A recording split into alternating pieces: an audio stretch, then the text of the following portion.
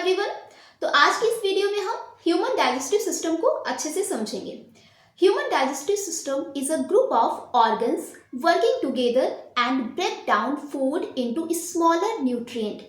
यानी कि जो डाइजेस्टिव सिस्टम होता है ये कई ऑर्गन का एक समूह होता है। अब क्या होता है इसमें, जो भी हम खाते हैं, ठीक है, जो भी हमने फूड खाया उसका ब्रेक डाउन होता है और ब्रेक डाउन होने के बाद ये फूड हमारा स्मॉलर न्यूट्रिएंट में कन्वर्ट हो जाता है। अब ये न्यूट्रिएंट्स में क्या क्या हो सकता है, इसमें विटामिन हो सकता है, फैट हो सकता है, मिनरल्स हो सकते हैं, प्रोटीन्स हो सकते हैं, ठीक है। तो अब ये जो भी न्यूट्रिएंट्स हैं ये हमारी बॉडी में ब्लड के द्वारा एब्जॉर्ब हो जाते हैं, जिसके द्वारा ही हमें एनर्जी मिलती है। And the digestive system of the human body is the sum of gastrointestinal tract, यानी कि GIT। इसे GIT ट्रैक्ट भी कहते हैं, इसे भी आपको ध्यान रखना है, या फिर इसे एलिमेंट्री कैनाल भी कहते हैं। अब इसमें कुछ एसेसरी ऑर्गन्स भी होते हैं, जिसमें आपकी आ जाती है टंग, लीवर एंड पैनक्रियाज, ठीक है। तो ये आपका डाइजेस्टिव सिस्टम का डायग्राम है, जिसमें आप देख रहे हैं कि माउथ से स्टार्ट होता है। हम कोई भी चीज़ खाते हैं वो हमारे माउथ से इंटेक करते हैं, देन इसके बाद ये खाना हमारे ईसोफेगस में पहुंचता है। ईसोफेगस से होते हुए ये फूड हमारे स्टमक में पहुंचता है, देन स्टमक से होते हुए ये हमारी स्मॉल इंटेस्टाइन में पहुंचेगा। स्मॉल इंटेस्टाइन के बाद ये फूड पहुंचता है लार्ज इंटेस्टाइन में, और एनस के द्वारा ये हमारी बॉडी से बाहर निकाल दिया जाता है। तो इस तरीके से ये प्रोसेस होती है। देखिए, अब बात करें फूड के ब्रेकडाउन की, तो जो भी हम खाते हैं तो इसका ब्रेकडाउन होता है। अब ये ब्रेकडाउन दो तरीके से होगा, एक मैकेनिकल ब्रेकडाउन और एक केमिकल ब्रेकडाउन।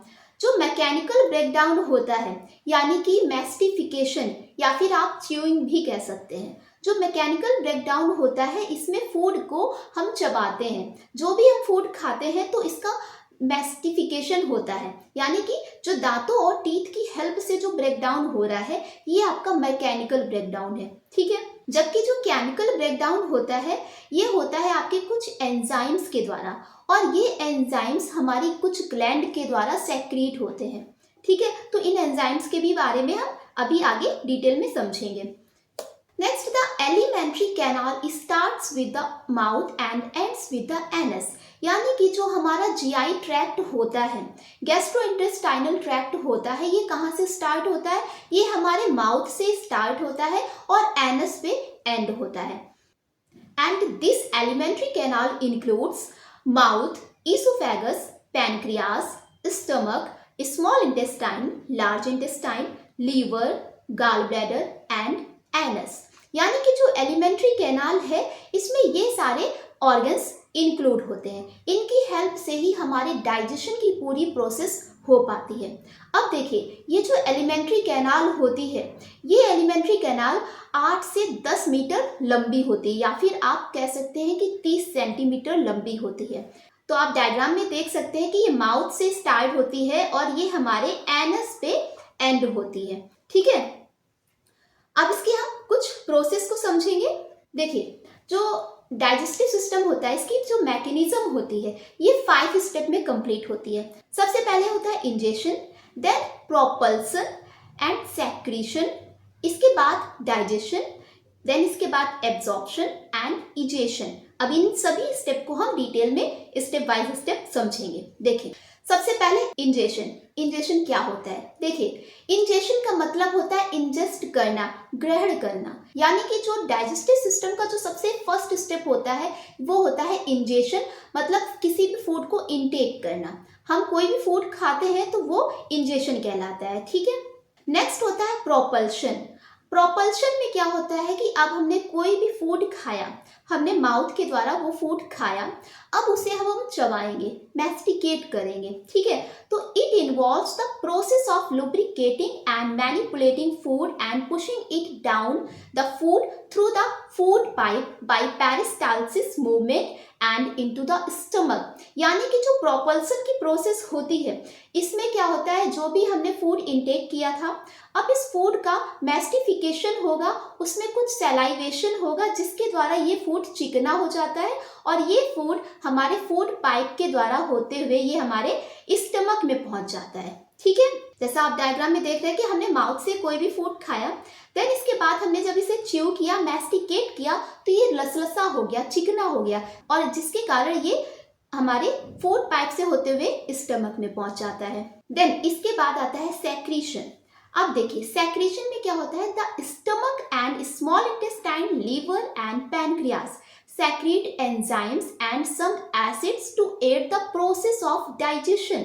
यानी कि जो स्टमक, स्मॉल इंटेस्टाइन, लीवर और पैनक्रियास, ये सब मिलके कुछ एंजाइम्स और कुछ एसिड सेक्रेट करते हैं, जिनकी हेल्प से जो डाइजेशन की प्रोसेस होती है वो इजीली हो पाती है। ठीक है, and these enzymes break down food particle into simple components and easily absorbable components। यानी कि जो एंजाइम्स होते हैं, ये एंजाइम्स फूड को बहुत ही आसानी से ब्रेक डाउन कर देते हैं। जैसे प्रोटीन है, प्रोटीन को ब्रेक डाउन करने के लिए कौन सा एंजाइम होगा, प्रोटीएज होगा।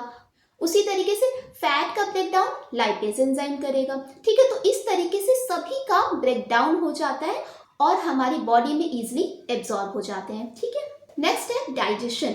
अब देखिए डाइजेशन में क्या है, the process of converting complex food particle into simpler substance in the presence of enzyme and acids secreted by different digestive gland.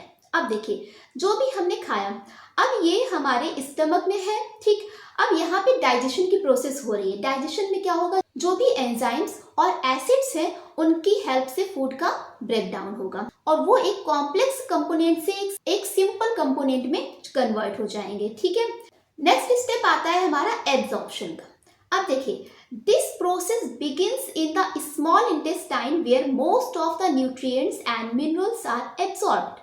यानी कि जो एब्जॉर्प्शन की प्रोसेस होती है ये कहाँ पे स्टार्ट होगी, ये आपकी स्मॉल इंटेस्टाइन में होती है, क्योंकि जो हमारा जो भी फूड होता है उसका पूरी तरीके से जो कंप्लीट एब्जॉर्प्शन होता है वो हमारी स्मॉल इंटेस्टाइन में ही होता है। ठीक है, जो भी फूड में प्रोटीन, विटामिन, फैट, मिनरल्स होते हैं उनका एब्जॉर्प्शन हो जाता है।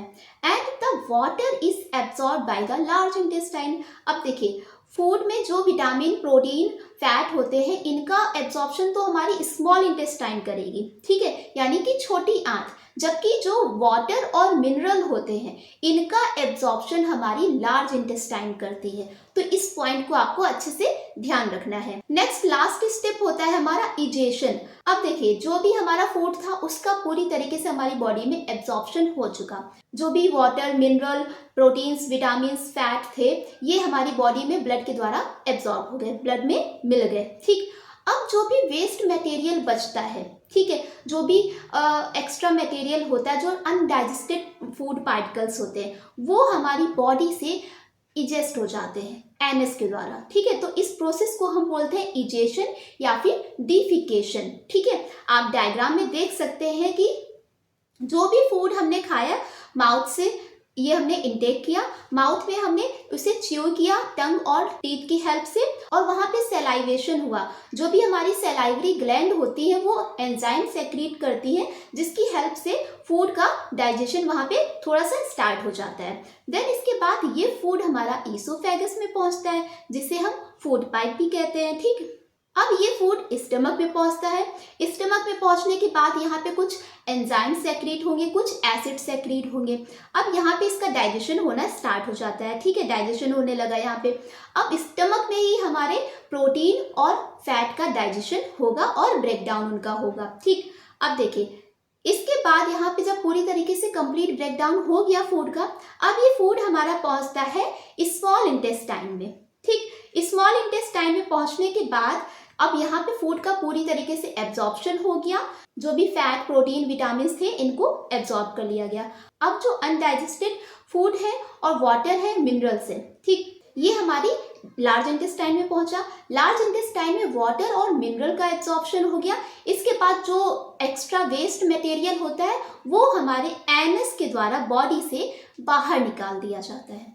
आई होप आपको अच्छे से समझ में आ गया होगा। अगर वीडियो अच्छी लगी, सारी चीज़ें समझ में आ रही हैं तो वीडियो को लाइक कर दें, चैनल को सब्सक्राइब कर लें, और अगर आपको कोई भी क्वेश्चन है तो उसे भी आप कमेंट बॉक्स में मेंशन कर सकते हैं। अब आइए देखते हैं इसमें कौन कौन से एंजाइम्स होते हैं। देखिए सबसे पहला एंजाइम होता है हमारा एमाइलेज। अब एमाइलेज एंजाइम कहाँ होता है? तो एमाइलेज एंजाइम की जो लोकेशन होती है ये सैलाइवरी ग्लैंड में होता है और पैनक्रियास में होता है। जो हमारी सैलाइवरी ग्लैंड होती है ये एमाइलेज एंजाइम का सेक्रीशन करती हैं। अब इनका फंक्शन क्या होता है, तो देखिए जो एमाइलेज एंजाइम होता है ये कार्बोहाइड्रेट को ब्रेक डाउन करता है और कार्बोहाइड्रेट का ब्रेक डाउन करके उसे सिंपल शुगर में कन्वर्ट कर देता है। ठीक है, नेक्स्ट एंजाइम आता है आपका पेप्सिन। पेप्सिन जो एंजाइम होता है ये आपके स्टमक में होता है। ठीक है, स्टमक में आपके इसका सेक्रीशन होता है। अब इसका काम क्या होता है, जो पेप्सिन एंजाइम होता है ये आपके फूड में मौजूद प्रोटीन्स का ब्रेक डाउन करता है। जो प्रोटीन्स होती हैं उनको पेप्टाइड्स में ब्रेक कर देता है। ठीक है, देन इसके बाद आता है आपका लाइपेज एंजाइम। अब लाइपेज एंजाइम की लोकेशन की बात की जाए तो ये आपका पैनक्रियास और स्मॉल इंटेस्टाइन में सेक्रीट होता है। ठीक, अब ये जो लाइपेज एंजाइम है ये आपके फूड में मौजूद फैट का ब्रेक डाउन करते हैं, फैट को फैटी एसिड्स में ब्रेक कर देते हैं, जिसके कारण ये इजीली एब्जॉर्ब हो जाता है हमारी बॉडी में। आई होप ये सारी चीजें आपको समझ में आ गई होंगी। तो अगर वीडियो अच्छी लगी है तो चैनल को सब्सक्राइब कर लें, वीडियो को लाइक कर दें और इसे अपने सभी दोस्तों के साथ शेयर करें। तो पढ़ते रहिए, मस्त रहिए। Thanks for watching.